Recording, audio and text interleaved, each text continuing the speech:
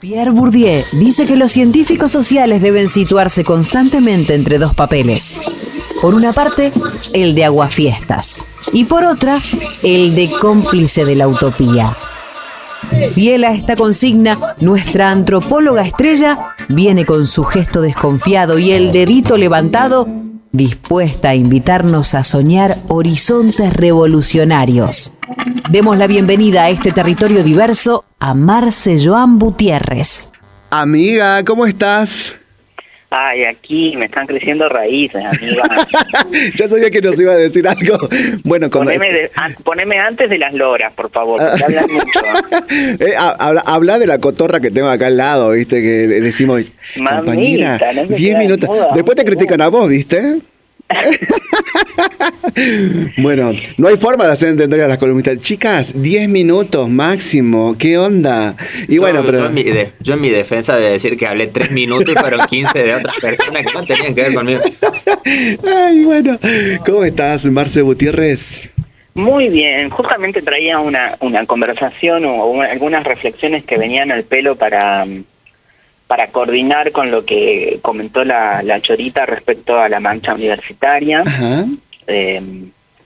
Porque bueno, no sé cómo lo vivieron allí, pero aquí en la capital federal fue una marcha realmente enorme, había muchísima gente, la organización,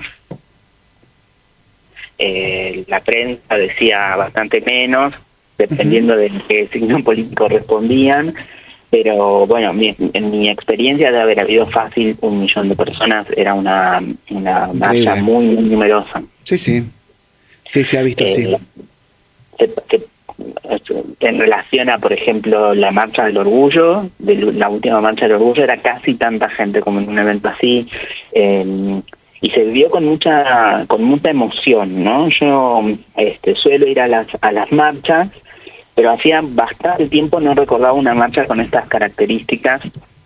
Y bueno, quería traerles algunas ideas que me surgieron un poco a partir de esta marcha y de la lectura de algunos textos, ¿sí? Vine en ese modo. Excelente.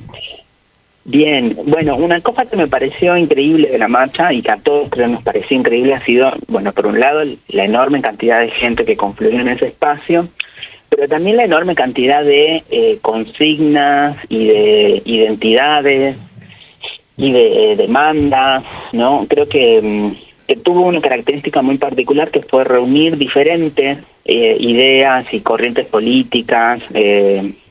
Eso creo que ha sido algo sorprendente, como vos bien señalabas. Hubo también columnas de organizaciones de disidencias sexuales participando. Acá hubo una columna Mostri, hubo organizaciones como el Mochaceli, pero también había muchas compañeras travestis mezcladas dentro de las filas de ATE, por ejemplo, haciendo sentir su presencia dentro de estos complejos de espacios sindicales. Así que realmente creo que fue maravilloso, ¿no? la experiencia. Y mientras estaba ahí, recordé un libro que parece viejo, pero no tan viejo. Lástima que no está la Cali para estudiando ese. Y desacreditarme por leer textos clásicos. Quiere recibirse antes de que le quiten las facultades, de que le saquen la universidad. Pero recordé un libro de Michael Hart y Antonio Negri que se llama Multitud. Para los que somos de los fines de los 80 y principios de los 90, o que hemos cursado durante el 2000, estos autores un poco cuestionados por ser unos posmodernos, digamos, hacían algunas propuestas interesantes, ¿no? Hart y Negri tienen un primer texto que se llama Imperio, en donde problematizan la cuestión de la globalización o de una nueva forma de organización global del poder. Escriben luego Multitud, un texto en donde van a enfocarse más bien en las resistencias al imperio, ¿no? En las resistencias que se dan frente a esta forma más global y en red de distribución del poder en el mundo, ¿no? E inician, o al principio de su prefacio, tienen algunas frases que voy a ir leyendo, voy a leer hoy, y dicen: hoy que el estado de guerra, además de global, es de duración indefinida, sin un término a la vista, La suspensión de la democracia también es indefinida, sino permanente. La guerra reviste hoy un carácter generalizado, asfixia la vida social y plantea su propio orden político. En estas condiciones la democracia parece del todo irrecuperable, profundamente sepultada bajo los arsenales y los regímenes de seguridad de nuestro estado de guerra global. Y sin embargo, nunca han sido tan necesaria la democracia. Ningún otro camino puede sacarnos de la inseguridad y de la dominación que satura nuestro mundo en guerra. Ningún otro camino puede conducirnos a una vida pacífica en común. Ellos parten de esta caracterización del mundo como en un estado de guerra global y si bien ya han pasado casi 20 años de la publicación de este texto, estamos de alguna manera regresando a este estado de guerra mundial que se traduce en diferentes conflictos bélicos, pero también en diferentes tensiones, ¿no? Creo que de alguna manera nuestro país también está sumergido en estas lógicas de la confrontación y de la guerra, ¿no? Y ante este estado de guerra ellos proponen este concepto de multitud, ¿no? Y dicen, esta otra faceta de la globalización no significa que todos vayamos a ser iguales en el mundo, pero brinda la posibilidad de que, sin dejar de ser diferentes, descubramos lo común que nos permite comunicarnos y actuar juntos. La multitud también puede ser concebida como una red abierta y expansiva, en donde todas las diferencias pueden expresarse de un modo libre y equitativo. Una red que proporciona los medios de encuentro que nos permitan trabajar y vivir en común. Creo que me conmoví con esta relectura de multitud, porque fue esto lo que vimos en la marcha universitaria, ¿no? Esta experiencia de la multitud, de un conjunto de personas con ideas diferentes, pero que estábamos reunidas por un objetivo común, ¿no? En la defensa de algo que nos resultaba común. Quedaron de afuera todas las diferencias, digo, pensando en el colectivo Traba, Trans y No Binaria, por ejemplo, ¿no? Que venimos reclamando siempre por más inclusión, por más apertura, por pensar estrategias de contención en cada una de las facultades y espacios de estudios superiores, qué sé yo. Digo, al margen de todo eso, igual estuvimos. No quedando afuera, ¿no? No quedando afuera, sino que se construyó algo en ese reclamo en donde, a pesar de ser diferentes, nos sentíamos parte de eso, ¿no?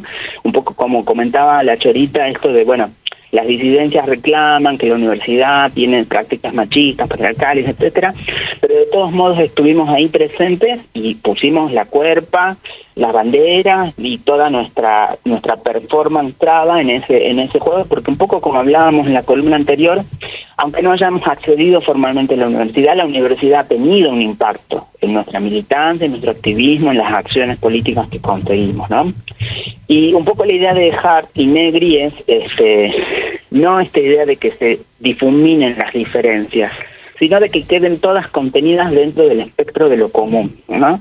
Cuando ellos hablan de la multitud, la diferencian de otros conceptos. Dicen, bueno, no se trata de hablar del pueblo, ¿no? Porque el concepto de pueblo siempre representa una idea de unidad, ¿no? De unidad de unidad patriótica, si se quiere, ¿no? Cuando hablamos del pueblo, pareciera que habláramos de un sujeto único, ¿no? Uniforme, y no estamos hablando de eso, ¿no? Tampoco estamos hablando de las masas, dicen Hart y Negri, ¿no? Las masas son un grupo enorme de personas, pero sin diferencia, ¿no? La multitud es un conjunto, pero que contiene diferencias, ¿no? Que logra hacer una construcción común con las diferencias adentro, ¿no? Y creo que eso es un poco lo que vimos en la marcha, pero también es lo que vemos en muchos otros espacios y quería traer la conversación hacia aquí. ¿Tengo tiempo? Sí, por supuesto. Yo me voy a abusar, ya se abusaron las horas, me voy a allá. Tiene 5 minutos más.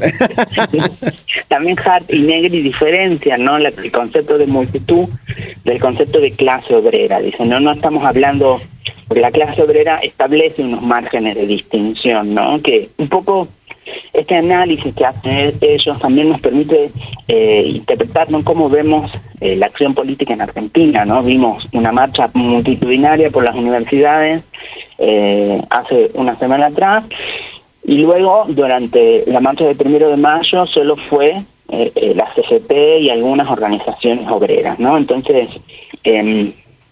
¿por qué hacen énfasis en este concepto de la multitud? Porque permite como romper, ¿no?, con algunas formas políticas, con algunas formas dominantes de interpretar y de hacer la política, ¿no? Ellos plantean después, bueno, yo tenía un fragmento mucho más largo para leer, pero no los voy a leer, pero plantean, ¿no?, como que la política tradicionalmente se representó en dos formas dominantes, ¿no?, de acción. Ajá. Por un lado, centrada en la identidad del reclamo. Por ejemplo, el reclamo de los obreros, ¿no?, el reclamo de la clase trabajadora, centrado como en la identidad, en la identidad de esa lucha y en las y con liderazgos muy marcados, ¿no? Y por otro lado han existido otras formas de reclamo que están centradas en la diferencia de ciertos colectivos con el resto de la sociedad.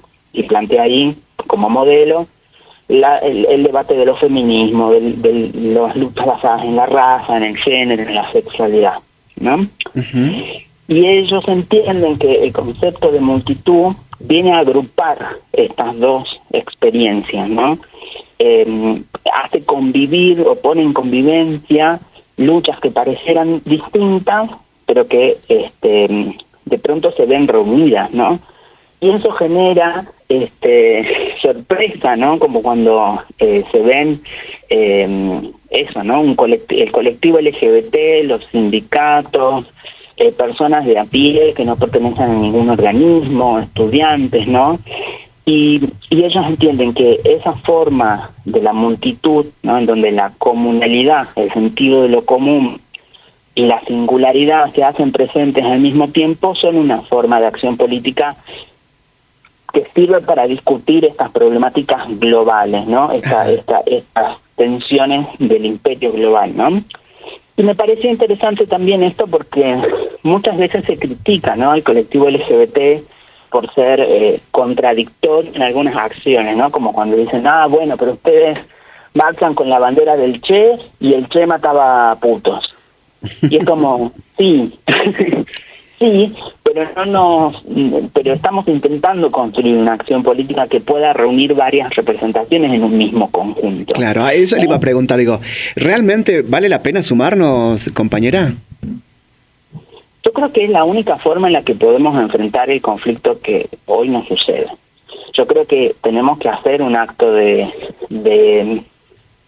hay que velar las antiguas formas políticas, ¿no? Yo creo que hasta aquí profundizamos mucho sobre la diferencia, ¿no? Hicimos, es más, cada vez hay más diferencias al interior de nuestro propio colectivo, ¿no? Uh-huh. Y creo que ya no es el tiempo de la diferencia, sino el tiempo de encontrar esta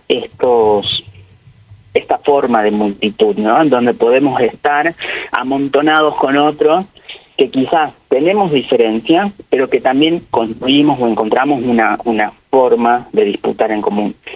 Y creo que es la única forma, porque de verdad el terror es enorme, ¿no? Y además porque a veces no son tan lineales las ideas, ¿no? Pensaba también en otra crítica que se hace mucho, que es, por ejemplo, cuando las personas queer o sexodisidentes se oponen al genocidio en Palestina, ¿no?, que esto está muy en boga ahora. Sí. Y las personas encuentran una contradicción en ello, ¿no? Como, ¿cómo pueden ser ustedes, las personas LGBT, quienes condenen a Israel si Israel es el país más gay friendly del Medio Oriente y Palestina no lo es? De hecho, ayer hubo un tuit bastante horroroso del cuenta oficial del Estado de Israel, en donde junto a una bandera LGBT ponían un discurso bastante homofóbico de Hamas, y intentando forzar esa idea, ¿no?, de que las personas LGBT tenemos que estar a favor de Israel, aunque sea una fuerza de ocupación colonial, ¿no? Y en ese sentido entiendo esto, ¿no? También hubo otro tweet que me quedó resonando. Yo veo mucho Twitter. Claro, muy sí. Soy muy twitterita. A Mar se lo van a encontrar allí. Una usuaria de Twitter escribió en su Twitter: les pido por favor, querido movimiento estudiantil argentino, que no importemos el quilombo que hay en Estados Unidos en los campos. Recuerden que acá la pelea es sobre plata. Pero yo creo que este tipo de discursos son los que están producidos desde esta noción de la diferencia, ¿no? De que de no poder ver la red global, la trama global que existe detrás de esto. Porque si Argentina atraviesa esta nueva ola de fascismo, también es porque el resto del mundo está configurándose de una forma especial, en donde Argentina necesita, donde el mundo necesita que Argentina sea una fuente para proveer los recursos que se necesitan para seguir alimentando la maquinaria de la guerra, ¿no? Entonces creo que tenemos que ver, ¿no?, que estas luchas que parecen lejanas y distintas en realidad son parte de esto, ¿no? En la marcha universitaria también surgió este debate de ¿y si llevan banderas de Palestina, qué hacemos? No hacemos nada porque está bien que esas consignas convivan porque estamos luchando contra algo común, ¿no? Y tenemos que romper con ese miedo de las contradicciones o el no ser ese cuestionamiento, ¿no?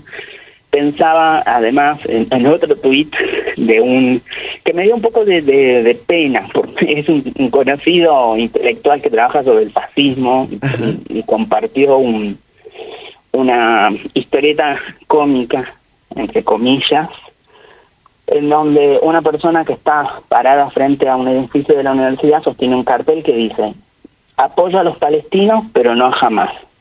Condena el antisemitismo, desea el fin de la guerra, aunque el 7 de octubre fue horroroso y exigió una respuesta de Israel, pero el gobierno de Benjamín Netanyahu está fuera de control y debe ser frenado ya. Y otra persona pasa cerca de esta protestante y dice: no es muy pegadizo, ¿no? Y digo, sí, quizás no es pegadizo, pero tenemos que aprender a convivir con esas contradicciones, ¿no?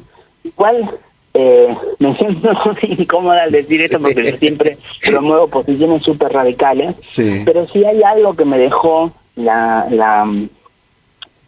marchar en esa última marcha universitaria, ha sido esto, ¿no? Como tenemos que aprender, porque no tenemos otra salida, ¿no? Y nosotras como travestis conocemos la experiencia de tener que amontonarnos en nuestras diferencias. Es verdad, ¿no? Es verdad, Marcé. Y correrlas un poco de lado para sobrevivir, y me parece que es eso lo que nos está tocando, ¿no?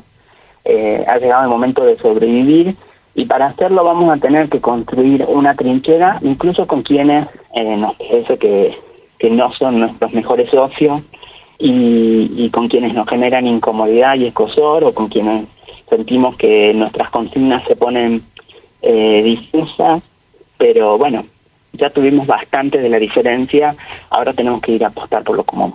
Me gustó tu columna porque ha sido como de alguna forma un mapa lleno de señales para pensar estrategias, ¿no? Sobre todo para nosotros. Marcé, abrazo enorme, que estés muy bien. Me gusta ese pan integral publicado por estos días. Veo que está cuidando su salud, así que sigamos por ese camino. Tengo que seguir por ahí. Abrazo enorme, amiga, que estés muy bien. Besito, te quiero. La palabra de Marce Gutiérrez, antropóloga travesti, columnista acá del programa Territorio Diversidad. Escuchanos a través de www.villanosradio.com.ar o bajate la app Villanos Radio desde tu Play Store. Territorio Diversidad.